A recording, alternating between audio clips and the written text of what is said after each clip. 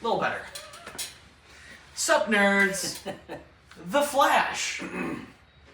It didn't do well. My name's Brandon. I'm James.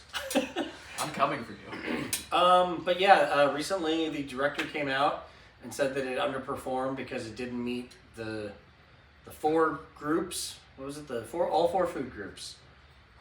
There's more than four food groups. But yeah, just saying that it underperformed, and I don't know, I feel that they felt it could have been better, or hoped it did better. Oh, it could have been better. I don't know if you adapted the actual Flashpoint story, or, I don't know, jumped ship from a dying media. Well, you know what's funny about it is like... A universe, I should say. It could have been used to help set up what we're entering now, and even this seems like it's ignoring that.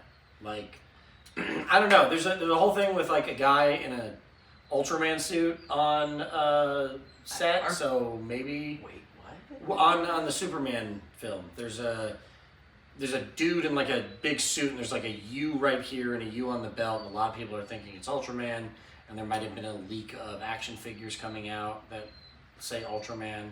So what I'm saying is they're probably introducing like a multiverse off the bat here, if that is Ultraman and who they're looking at. But if they don't, you could have used this to birth this new world, and it just seems like even Warner Brothers kind of was done with it, like knew this was the end of it. Yeah, that is absolutely fair. Not to mention so many Snyder bots who won't let go.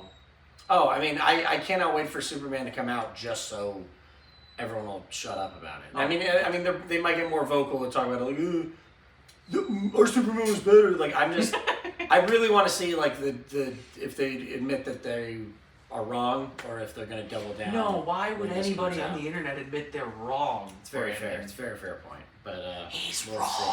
But I mean, yeah, watching that movie, like it wasn't great, and I don't think it was just it. I think it was it was like the perfect storm of bad things to happen. And it's like the last bit of emotional sentiment it had was just wasted. Like the story with his mom, if you had focused on that, and also, again, I don't know, maybe Thomas Wayne, we would have had a more focused, sentimental story that was about the Flashpoint, which is clearly what this movie was trying to go for. Do you think they brought Michael Keaton in as an apology for not going forward with the Batgirl movie?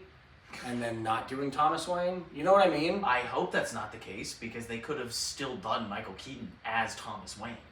Yeah, that's fair. But, yeah, I don't know. I felt like even that, for someone that grew up on those Batman films, when it was announced he'd be showing up in this, it did not have me seeing it in theaters. You know what I mean? So, I think maybe it was just a point of exhaustion at this point. I can definitely see that, because you had so many team-up movies. You had Batman versus Superman, and then what in between? Like maybe 2 films? Yeah. And then you immediately had Justice League, which is like, you go from one team-up movie to then another team-up movie.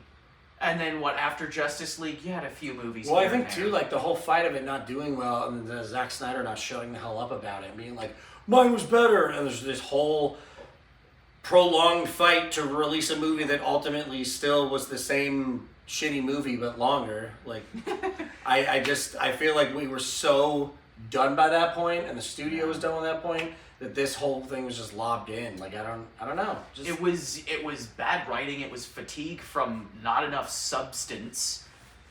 And then the fight with the cyborg, the kid who plays Cyborg, like that was a whole not thing too. Not to mention Ezra Miller just being a horrible human. Yeah, and then he started like, man, it really was like it's like if 2020 was a movie. Yeah. When did they start working on this movie? Was it like 2020? It just blew up in their faces. It embodied that energy. And they kept going. They didn't try to recast. They didn't try to jump ship. So I'm saying, it was just they kept going. It's like what Marvel or what Fox did with the X-Men. They were like, no, dude, just keep fucking pushing forward. Like, it's that pushing forward. The classic joke of white people in a horror film. They don't see the warning signs. They just keep going. Oh, this house has blood splatters everywhere? That'll be fine. That checks out. Let's go with that. I don't know. Well, the good news is it seems that the Snyderverse is totally dead, and that was the As last it should be. the last. Leave it. Well, even the ending with George Clooney showing up, it felt more of a joke than less of a. Which I don't know. is actually funny. No, I It's like, actually dug that. I think the last scene of the movie, I finally went. like that was funny. That's how you write a joke. That's how you write a joke. That's how you write a joke. Well, let us know what you guys think in the comments below.